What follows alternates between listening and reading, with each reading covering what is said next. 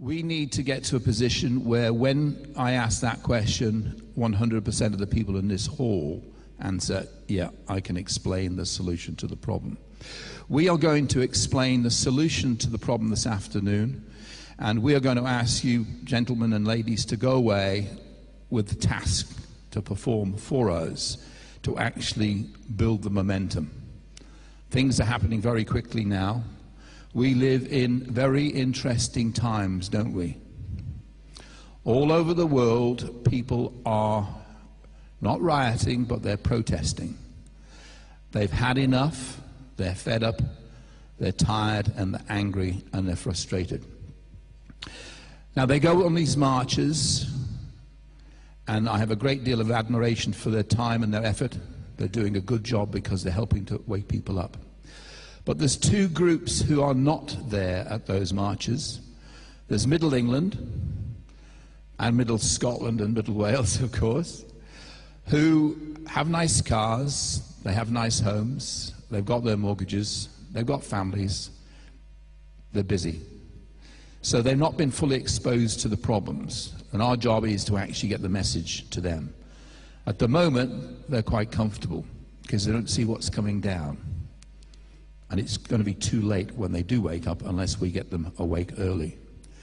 So when we have these protesters going to marches in London and New York and around the world, the Middle Englands of those countries are not there, but there's another group that aren't there. It's the elites aren't there. They have their representation there. That's the people in the black uniforms and the shields and the batons and the taser guns. They're the people protecting them, and they never turn up. Their issue, of course, is that they have built their fortress, and they hide behind their fortress, and they have got their private militia who stop us getting at their fortress. But, ladies and gentlemen, the issue is this. We do not need to penetrate their fortress. What we are going to do is we're going to build our own fortress around their fortress. And we're going to lock them in, because the solution to the problem is to create our own systems that we control, and stop using the systems that they control. That is the solution. But that's for this afternoon, and we're going to explain that to you this afternoon. All right, so what I've decided to do is to step back a bit and recap. Let's actually look at our situation. Let's ask the question, why are we here today? What is the purpose of being here? What sort of riled us? Why are we angry? Why are we frustrated? Identify the problem, and then, as I say, this afternoon, we'll work through the solutions. We're in lawful rebellion, or we're proposing lawful rebellion, because we have a right to govern ourselves, and we are being governed by a foreign power in Europe. We have not been asked, we have been told. That breaches our constitution, and it's against the law. We have a right to go into lawful rebellion when our leaders do not listen to what we say. Now, what happens when we approach our leaders? They don't listen to us, they won't speak to us, and they don't see what we're trying to explain to them. So what are our grievances? I'm just got a list here. It's not conclusive. It's just a small sample of the issues that we're dealing with. Here are some very uncomfortable truths. The United Kingdom has been split up into regions. We have the European Union now, which is implementing its control of our lives through regions. Scotland is virtually broken up now. With the 2001 Allodial Act for Scotland, the land is no longer under the Crown. So Scotland, for all intents and purposes, is an independent country. The same is being proposed for regards of Wales and Northern Ireland, that these will operate as separate and independent regions. So The United Kingdom has virtually been dismantled now. The Queen is redundant. Call her dethroned, whatever we believe she's accepted mediatisation. She no longer protects our Constitution, and we effectively are defenceless against the criminals who have actually sent our Constitution to Europe for their control. The betrayal is in Parliament. It is our parliamentarians who have betrayed us. It is our parliamentarians who are controlled, and it is our parliamentarians who have transferred our national sovereignty to a foreign power. Our system of justice is in ruins. We no longer have common law courts in this country. Common law courts are what protects us from tyranny. The education system has been an exercise in social engineering, and our children have reading abilities, maths abilities, far below what they used to be. And I don't care, all of these students are coming out with A stars. They're not a scratch on the education that they used to be. I know because I've seen somebody in a retail shop add 7 and 7 on a computer or on a calculator. Entertainment, or what goes as entertainment, is in fact propaganda. Our children are being brainwashed.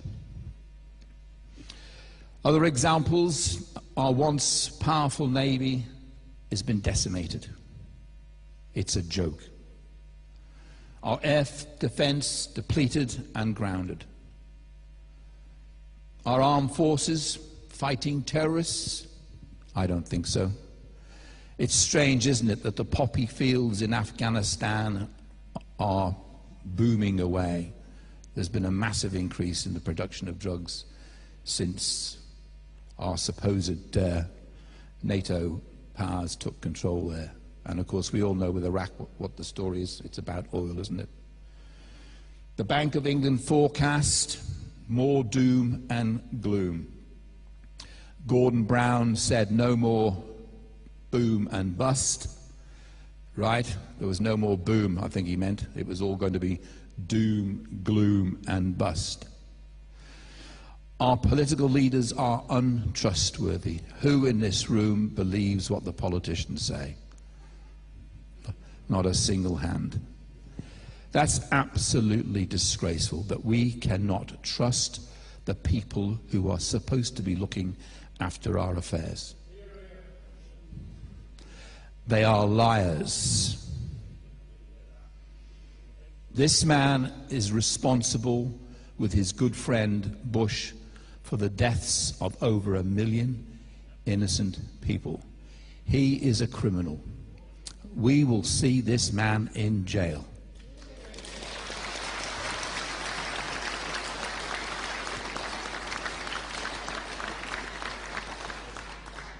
They are thieves. These were the 3 that were put in prison. There was another 650 that should have been with them. They are incompetent. John Major signed the Maastricht Treaty and committed us to the Stability Pact, which is why we are responsible for billions and billions of taxpayers' money to bail out a sinking ship. The euro will not survive. They will keep it going as long as they possibly can, but it can't survive. One system does not fit all. Gordon Brown sold our gold for an absolute pittance. If you're sitting on a mountain of gold and you want to get the best price for it, what you don't do is look at your graph, and when it's at the bottom, sell. And you certainly don't make an announcement to the world. This man was the worst chancellor this country has ever had by a long chalk. They are traitors. How unheard. I think Margaret Thatcher worked out what was going on. She's not perfect, but I think she had some right ideas. I think the wrong ideas was she was closing down our workplace, our manufacturing. I think she made a massive mistake there. But on the issue of Europe, she was right. These two people instigated, if you like, a rebellion against her. They stabbed her in the back because these people are traitors, they're Europhiles. This is the biggest traitor of them all. He signed the European Communities Act and sold Britain down the river. He was responsible for decimating the fishing industry. Our fishermen, the Scottish fishermen, and this applies across the board. The fishermen around the country lost their jobs on the back of Edward Heath, the traitor. But that's not all he did. He actually handed over lock, stock and barrel our whole fishing revenue, which was worth £3 billion a year. How generous. What did he get in return? Absolutely nothing. Our farmers are in despair, our small farmers who used to feed us. They can no longer feed us totally, driven to bankruptcy and to suicides. Our shipbuilding. We used to have a very substantial shipbuilding industry. Why did we surrender it to the foreign competition? We had the biggest merchant fleet in the world. And at about the time of the European Act, we had a fleet of over 30,000 tons. It's not, it's actually millions. So we had a massive fleet, and it's depleted since then. It is starting to recover, but it should never have been depleted in the first place. The moral decline. I'm not a prude. I believe we should have a good time. But what has happened to pride and dignity? Where are the reasonable limits? They seem to have lost the balance between having a good time and behaving in such a disgraceful way that I wouldn't want to be a father of any of these children. There is no respect. This is a young man peeing on a memorial. I don't care if he's drunk. Even drunk, you do not do something as despicable as that. And he shouldn't be drunk in the street, should he? Drug taking is being glamorized by celebrities. I don't care if you take drugs in your own home, but don't put these people on a pedestal and glamorize it, because that's where the youth are getting the wrong ideas from. This is being promoted. We've also got a new normality that's being pushed in our face. Again, I don't have any problems with people's behavior or their particular leanings, but behind closed doors. I don't expect my wife and I to be in the middle of the town hall or the main street kissing and cuddling. Where's the discretion? Where's the courtesy to other people? Crudity and bad taste, a new acceptable humour. This was just last week in Jonathan Ross's. This man takes things to depths. It's David Williamson, who on national television exposed his rear end, an invitation to Jonathan Ross on national television. That is a disgrace. But people are finding it very funny these days.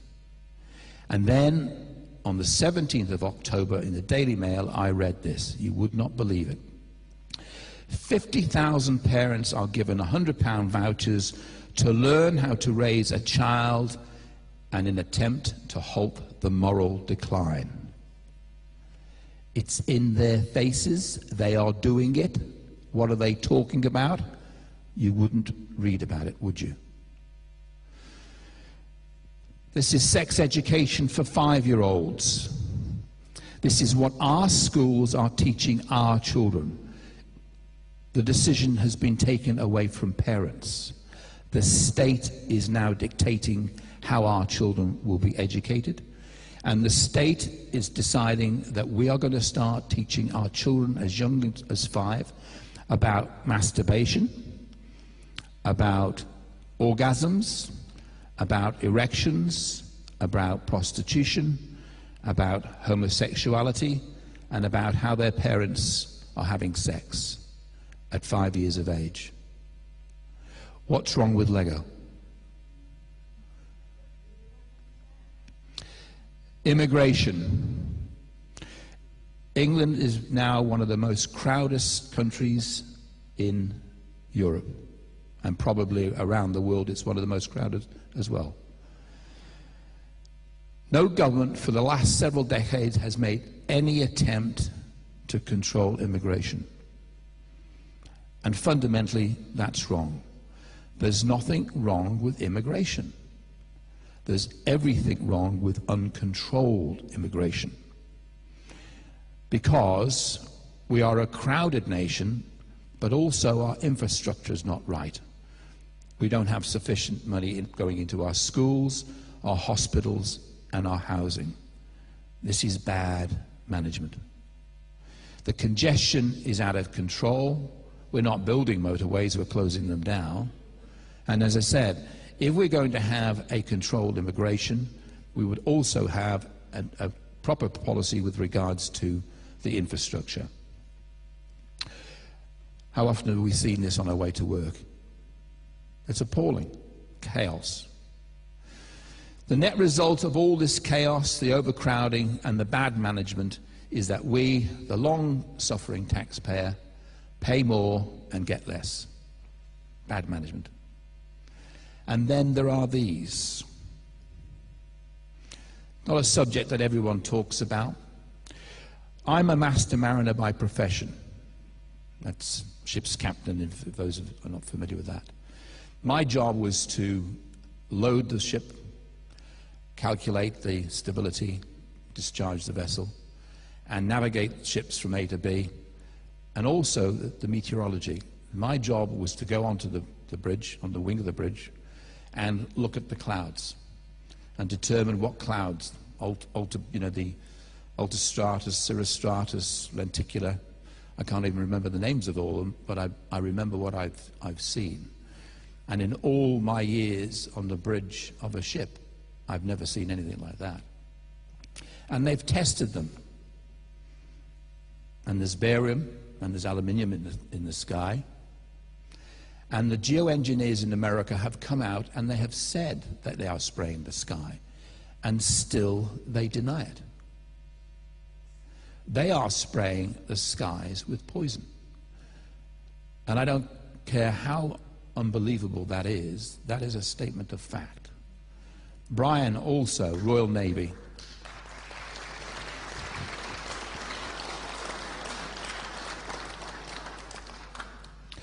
Also Royal Navy. Also probably, you had your head in the clouds, didn't you, Brian?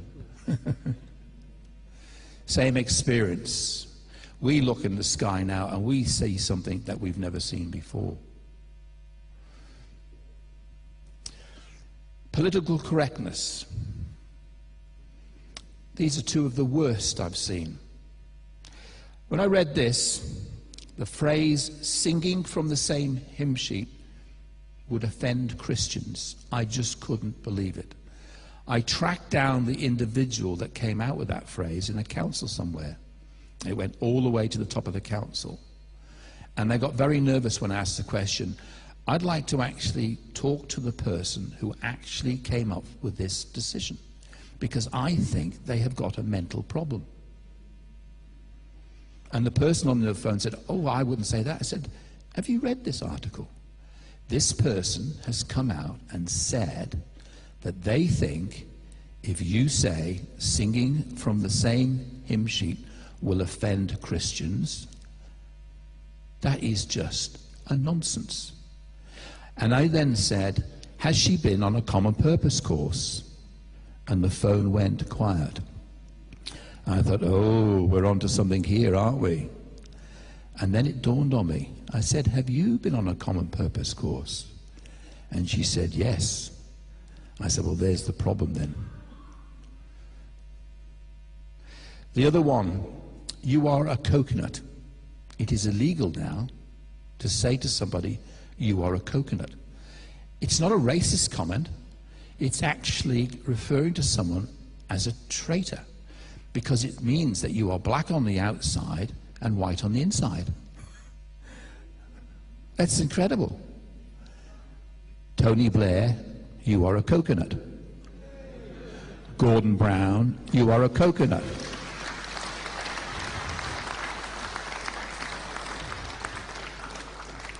And yes, Mr. Cameron, you too are a coconut.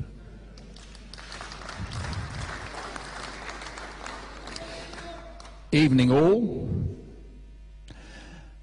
Warwickshire police chiefs have been told not to use the terminology, or the police have been told not to use the expression evening all, because evening has been deemed by bosses as a subjective term, which does not necessarily mean the same across cultures and nationalities.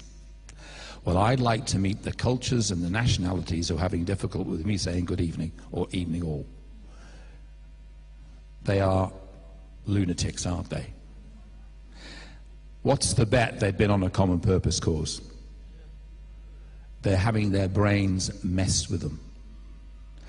And our good old favourite, the BBC, the Brussels Broadcasting Corporation, has decided it will no longer use BC and AD because there's some issue with the word Christ in there. I still can't get my head around how ridiculous the BBC makes itself. Spotted dick. Tesco's, one of our biggest supermarkets, attempted to change the pudding spotted dick to blemished Richard.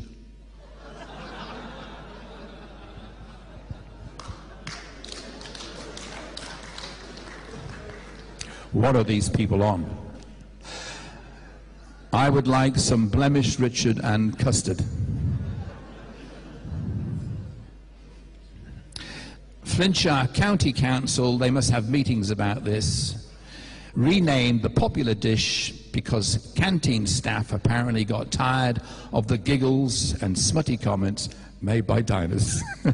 Well, my comment to the people at the Flintshire County Council is get a life and a sense of humour. Fairy tales are being messed with. We've got Snow White and the Seven Dwarves because apparently the dwarf is not PC anymore. And of course, I'd like to remind them that the dwarves were the good guys.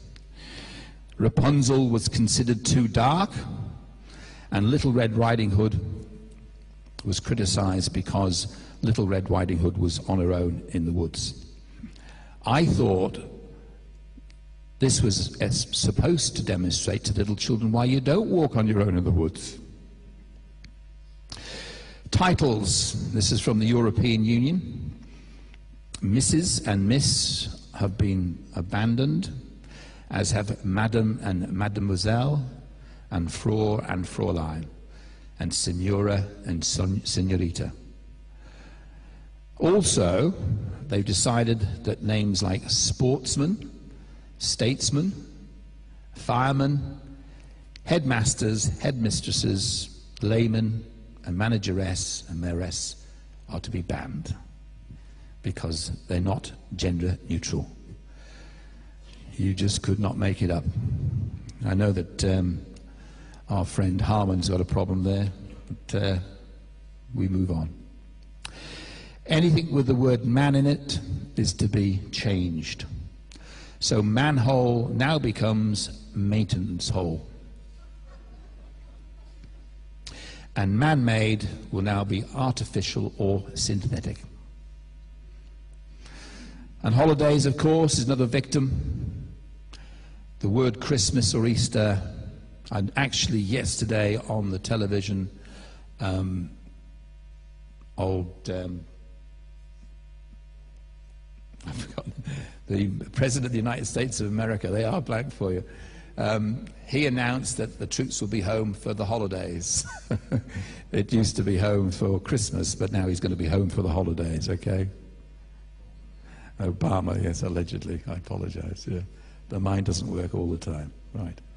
Nitty-gritty, of course, is a word that you're not allowed to use. I personally have been picked up for using the nitty-gritty. Let's get down to the nitty-gritty. You can't say that. Oh, yes, I can. And there's this one. There's far too many unanswered questions. How many people in this room think that 9/11 was an inside job? You are a very well-educated group. Yeah. I should ask, how many people aren't sure yet? Okay, fair enough. On the back of the 9/11, we got the Patriot Act. This was, of course, an enabling act. This is the same as Hitler used to convert a democratic Germany into a dictatorship.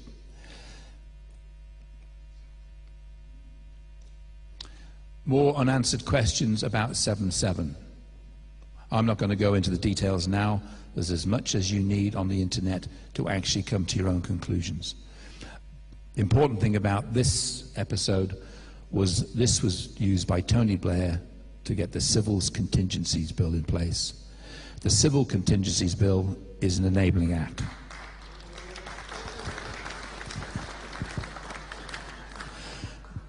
There's always something at the end of these events, and if nothing else, that leads me to be suspicious. And on and on and on, okay? So let's look at the overall result of all of the things I've just highlighted before. We get family breakdown, we get increasing vulgarity and baseness, we get oppressive government, we've got out-of-control youths, unemployed, uninspired, and on welfare. We've got demoralized armed services, we've got military personnel dying on the basis of a lie, we've got no confidence in our institutions, we're paying higher taxes for poorer services. This is a list of things that you would do if you wanted to subvert a country. This is Marxism. Let's go through the list. The creation of racism offences, tick. Continual change to create confusion, tick. The teaching of sex and homosexuality to children, tick. The undermining of schools and teachers' authority, tick. Huge immigration to destroy national identity, tick. The promotion of excessive drinking, tick twice. Emptying the churches, tick. An unreliable legal system with bias against the victim of crime, tick. Dependency on the state or state benefits, tick. Control and dumbing down of the media, tick. And encouraging the breakdown of families, tick. That is Marxism. If we don't see it, what do we see? And of course, you lot see it. We are governed by this crowd at the moment, the European Union. They have taken control of our lives without our permission. This is the future control, one world government, the United Nations. They're imposing the first dollop of their control, Agenda 21.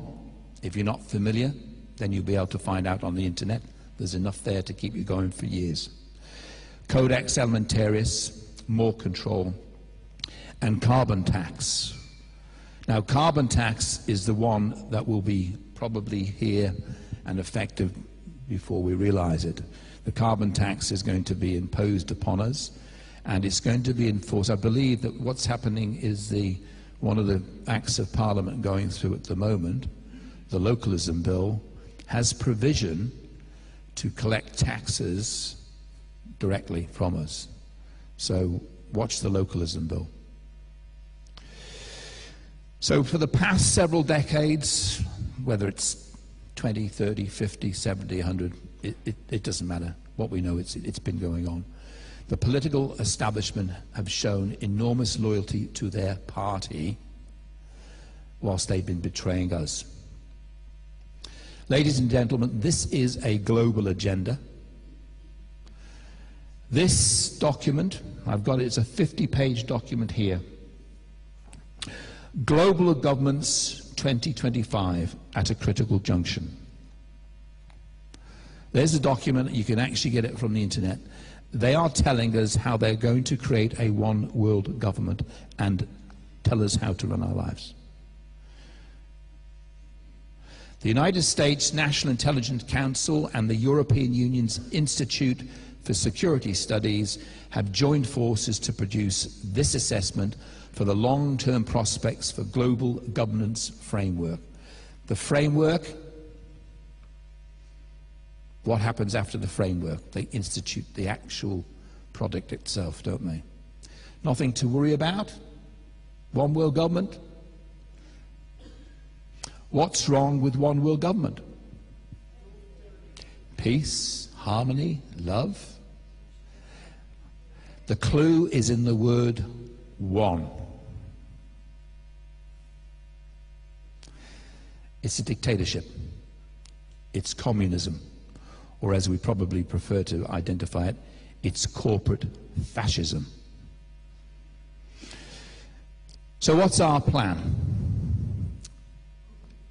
We come back to the basics.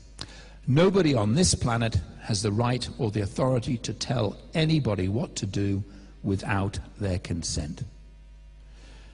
That is an uncontestable fact. We are governed by consent, and we are policed by consent. We are withdrawing our consent. Ladies and gentlemen, we're in lawful rebellion.